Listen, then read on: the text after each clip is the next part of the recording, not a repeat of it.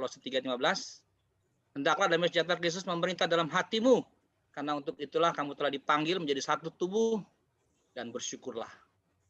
Ya, jadi kita sudah diberikan damai, tinggal kita mencapainya bagaimana. Jadi kalau kita mau mencari damai, itu sebenarnya nggak jauh-jauh sih, dalam hati kita sendiri, nggak keluar, dan bukan karena interaksi kita dengan sesama ya, tapi dalam diri kita sebenarnya damai itu ya. Hanya kepada siapa? Itu Yesus. Dan sekarang kita lihat orang-orang sudah berusaha menunjukkan damainya, ya. Tapi sebenarnya damai itu bukan damai yang sebenarnya. Banyak slogan-slogan kan, banyak orang bilang damai, damai, damai. Tapi bukan damai yang sebenarnya itu. Hanya untuk konsumsi pribadi atau tujuannya untuk kebutuhan buat kepentingan sendiri. Tapi sebenarnya bukan untuk memberikan damai itu sendiri. Dan karena apa juga? Karena bukan damai itu didapat dari Kristus Yesus. Jadi pengungkapan keinginan Tuhan dalam mendidik bangsa Israel dulu ya, zamannya Israel dulu, bahwa perintahnya jelas. Selama waktu dia keluar dari tanah Mesir, perintahnya jelas bahwa mereka akan pergi keluar dari Mesir, tapi mereka malah menolak, bahkan membangkang, ya. Dan hasilnya adalah sesuatu yang tidak baik, yang tidak diinginkan Tuhan, sehingga mereka dibuang Tuhan, akhirnya menerima bangsa yang bukan ahli warisnya. Itu sejarah kalau kita melihat. Kita manusia hidup dalam dosa. Saya sendiri kalau bilang suci tidak, kudus berusaha, tapi masih dalam dosa. Makanya setiap kali saya berdoa selalu bilang, Tuhan ampuni dosa saya karena saya masih berdosa. Saya berusaha untuk baik. Berusaha untuk mencapai damai sejahtera itu. Dan kalau orang tidak mau berusaha ataupun mengakui dosa, bahkan melakukan dosa itu sendiri, makin jauh kan, makin jauh dari Tuhan, makin jauh dari damai sejahtera. Bahkan kita menjadi seteru bagi Allah, bahkan memberontak. Ya, coba bayangkan kalau kita hidup ini penuh dengan ketidakteraturan atau kekacauan, ya, artinya tidak ada damai sejahtera. Padahal mudah saja, tidak ada yang tidak mungkin. Kristus sudah ada, dia sudah menebus kita, membayar semua dosa-dosa kita, mendamaikan kita dengan Allah. Disitulah letak kita. Sudah ada letaknya, menuju damai sejahtera sudah ada. Hanya tinggal kita saja kan, yang tidak menggapai damai sejahtera itu. Atau masih dipenuhi dengan kedagingan kita sendiri. Ya, kalau dibilang kedagingan, saya sendiri juga masih. Tapi saya berusaha baik dan berusaha menjadi orang tua yang baik bagi anak-anak saya, berusaha menjadi pekerja yang baik, jujur, ya, kerja yang rajin, tidak menyanyiakan berkat Tuhan. Saya sedang berusaha. Mungkin teman-teman di sini juga sama seperti itu yang bekerja ya. Berusaha baik, jujur, dan kudus, artinya di hadapan rekan-rekan atau di hadapan pekerja atau di hadapan anak kita atau orang tua atau teman, ya. Itu yang kita bisa lakukan dan saya lakukan. Dan kita yang sedang lakukan sekarang ini adalah ingin mencapai damai sejahtera itu, kan. Bersekutu bersama, baca kitab Tuhan, kitab suci, hidup benar di hadapan Tuhan, baik hati dan pikiran kita bisa mengalami itu. Dan kita mengetahui bahwa itu hanyalah anugerah Allah. Yesus sajalah yang mendatangkan sukacita terus-menerus dalam kehidupan kita. Melalui kematian dan kebangkitan Yesus, bahkan kemarin kita sudah rayakan hari kenaikan, itu kan adalah suatu anugerah Tuhan. Sesuatu yang tidak kita minta, tidak kita, itu suatu gratis, itu anugerah Tuhan. Siapa yang menolak itu, firman Tuhan katakan akan binasa. Dan yang mau menerima akan diperbaharui. Menurut Matius 21. Jadi sekali lagi, damai sejahtera itu bukan untuk diri sendiri, tetapi semacam kayak modal untuk kita hidup seperti ini ya. Kita bagikan itu damai sejahtera. Makanya firman Tuhan juga mengajar kepada kita di sini adalah urut-urutan atau beberapa hal yang kita bisa lakukan tentang kebaikan-kebaikan di dalam hidup kita. Ayat 12 katakan di situ kan, kenakanlah belas kasihan, kemurahan, kerendahan hati, kelemah lembutan, dan kesabaran. Sabarlah kamu terhadap yang lain, dan ampunilah seorang akan yang lain. Memang kalau dibilang itu hal yang mudah ya, tapi kalau kita jalani dalam kehidupan sehari-hari, gak jauh-jauh deh antara saudara, kandung, atau antara orang tua, atau antara mertua mungkin ya, atau antara anak mungkin, anak yang sudah semakin besar, yang sudah mungkin lebih pemikirannya lebih dari kita, umur kita kan begitu ya, kita nggak sadar itu bahwa kadang terjadi konflik, ya kan? Kadang kekacauan ataupun kedamaian hati tidak terjadi itu. Nah itu yang saya mau katakan di situ. Firman Tuhan jelas-jelas katakan kalau kita tidak memperlakukan firman Tuhan mendatangkan damai sejahtera itu bahwa di dalam hati kita sajalah. Kalau kita tidak memberikan diri kita seperti yang firman Tuhan katakan pada malam hari ini, sama saja kita tidak memberikan damai. Kita tidak menerima damai dari Tuhan, damai sejahtera itu. Jadi maksud saya begini adalah kita hendaklah menjadi apa ya dibilangnya pencipta damai, ya. Bukannya damai itu menjadi milik sendiri, bukan menjadi yang kita simpan, tapi menjadi damai yang kita bagikan. Oleh karena itu, kalau malam hari ini mungkin, ya saya tidak tahu ya hati teman-teman sekalian ya, ada kehilangan damai sejahtera, tidak ada damai dalam hati, tidak berdamai dengan sesama, apalagi tidak berdamai dengan Tuhan, ya saya sebagai teman aja mau mengatakan firman Tuhan katakan malam hari ini, berdamailah. Berdamai dengan Tuhan, berdamai dengan sesama, berdamailah dengan mungkin ada sakit ya, berdamailah juga dengan persoalan hidup, berdamailah juga dengan pekerjaan ya. Mungkin kan pekerjaan itu membuat diri kita menjadi tidak damai, tapi berusaha berdamai dengan pekerjaan itu untuk kebaikan bersama. Mungkin berdamai lagi juga dengan hal yang lain ya, mungkin dengan keinginan pribadi. Itu aja saya mau bagikan bagi teman-teman sekalian bahwa firman Tuhan jelas-jelas katakan dari situ, hendaklah damai sejahtera Kristus memerintah dalam hatimu.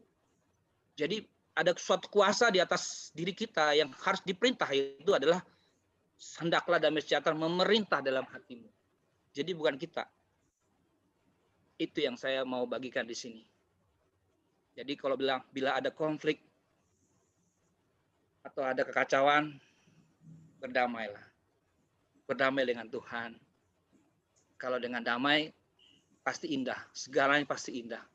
Segala sesuatu yang kita bisa lakukan, pikirkan, lakukan, kerjakan, kegiatan apapun, pasti ada sesuatu yang bahagia yang kita lakukan ataupun yang kita bisa hasilkan, yaitu bukan saja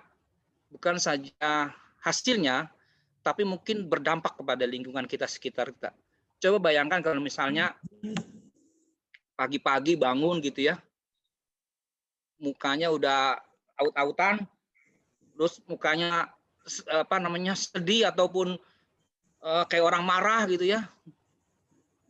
Orang rumah atau siapapun yang ketemu pasti ini orang kenapa ya gitu ya. Kayaknya jelek banget sih hidupnya.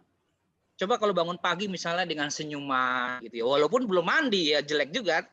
Tapi dengan senyuman. Tapi orang kan melihat kan ada damai. Ini orang itu punya sukacita, damai. Kayak seperti itulah. Nggak mudah memang, tapi bisa dilakukan. Apalagi kalau memang kita berkonflik dengan sesama. Kristus sudah memberikan anugerah itu. Hendaklah kita ambil, lalu kita bagikan. Jangan kita malah menolak dan tidak membagikan damai sejahtera itu. Sehingga kita betul-betul dalam diri kita benar-benar Tuhan inginkan dalam diri kita damai sejahtera. Jadi mungkin saya bisa cerita sedikit ya yang kejadian sekarang ini ya. Apa ya? Konflik di mana? Yang lagi rame-ramenya Palestina ke Israel ya. Ya itu antara negara ya, negara. Tidak ada damai di situ. Ya kita tidak bicara mengenai politik lah. Itu di situ ada politik segala macam dan itu bisa macam-macam digoreng-goreng itu hasilnya bisa beda.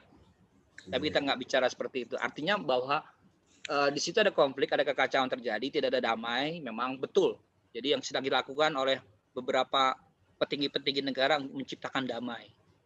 Nah, dalam arti yang besar seperti itu, dalam arti yang kecil, tentu dalam kehidupan kita sehari-hari, ya di rumah atau di mana saja kita berada, kita tentu tidak mau berkonflik dengan orang lain kan. Tiba-tiba kita buka pintu, naik mobil, kesenggol mobil orang, tiba-tiba marah. Nah, kan itu kan nggak bagus. Harusnya pagi-pagi buka pintu, mau keluar dengan mobil, penuh dengan sukacita, pelan-pelan, atau perlu dengan nyanyian, ataupun apalah ya, mobil, apa motor, atau apapun lah ya. Ketika ketemu dengan orang yang tidak sengaja gitu, entah itu tabrakan, entah itu apa ya, berikan hati yang penuh damai, senyuman yang gembira dalam Kristus Yesus. Dan itu yang bisa dilakukan oleh kita sekarang ini, yang hal-hal yang kecil saja. Itu yang saya mau bagikan buat teman-teman sekalian. Jadi pertanyaannya adalah, apakah Anda ingin menikmati damai sejahtera? Pertanyaan itu kan? Tentu jawabnya pasti iya. Karena damai sejahtera pun tidak bisa diukur dengan uang. Tidak bisa diukur dengan uang. Tapi dengan ketulusan hati, kalau Anda bisa berkata, ya saya bersedia. Maka nggak jauh-jauh. Hanya satu saja hukumnya. Kekudusan dalam Tuhan, kebaikan-kebaikan, ketulusan, kelemah lembutan, dan kata kepada Tuhan, Tuhan ubahlah sikap hati saya. Jadikan aku orang yang penuh damai sejahtera, yang mencintai sesama, yang mencintai tentang kebaikan. Dan pahami betul bahwa damai itu hanya ada di dalam Kristus. Enggak ada yang lain. Makanya itu mendekatlah kepadanya. Jangan jauh-jauh. Hanya satu saja, Kristus Yesus, dia akan memberikan damai sejahtera itu. Lalu yang ketiga adalah pahami bahwa damai sejahtera itu sudah datang. Ya, nggak ada yang lain. Hanya dalam hati kita aja mau menerimanya. Karena di luar itu tidak ada yang bisa menjaminnya. Hanya si jahat yang bisa memberikannya. Karena hanya dua dalam kehidupan ini, baik dan si jahat, kudus dan tidak kudus. Oleh karena itu, saya mau juga membagikan suatu renungan itu, atau renungan ini, mari kita bersiap-siap, mungkin esok, mungkin 2 hari atau minggu depan, bersukacitalah dalam konflik itu. Artinya ada damai sejahtera dalam diri kita, walaupun kita berkonflik. Ya lebih beratnya lagi kalau kita memang tidak ada konflik dengan orang lain ya. Tapi saya katakan di sini adalah mari coba berdamai dengan Tuhan, dengan diri kita, dengan orang lain. Karena itu yang akan memberikan kita damai dalam kehidupan kita. Karena itu yang kita bisa lakukan. Dalam setiap tingkah laku, kalau kita mengalir seperti air tadi yang kita baca di Yesaya 48 ayat 18, memancarkan sukacita dan kegembiraan. Dibilang tadi apa? Saya bacakan lagi. Sekiranya engkau memperhatikan perintah-perintahku, nah, sekiranya engkau memperhatikan perintah-perintahku, maka damai sejahtera akan seperti sungai yang tidak pernah kering. Amin ya. Akan seperti air yang selalu mengalir, yang nggak pernah kering. Jadi artinya ada sukacita. Setiap omongan tidak akan pernah kering. Setiap perkataan kita tidak pernah dilihat orang itu kering. Penuh dengan hikmat dalam Tuhan. Kalau kita punya damai sejahtera. Orang akan melihatnya pasti dengan senyuman dan keretamahan antara kita dengan mereka. Damai sudah diberikan, mari kita bersemangat. Semangat untuk besok, semangat untuk hari depan. Dalam pekerjaan rumah tangga, mungkin ada yang pendidikan, mungkin ada yang sebagai pekerja di rumah, pekerja kantoran, sukacita, senang, rindu, berkegiatan. Seperti Paulus pernah mengatakan ya bahwa Allah itu adalah sumber damai sejahtera. Allah itulah yang menyertai kita. Damai sejahtera itu aku berikan kepadamu. Itu Tuhan katakan dalam firman Tuhan. Jadi saya minta raih damai sejahtera itu. Jangan dijauhkan. Ya kita akan mendapatkan sukacita, damai sejahtera itu betul-betul yang benar sebagai anak-anak Tuhan. Saya sebagai manusia masih mengakui masih ada alpa, masih ada kesalahan.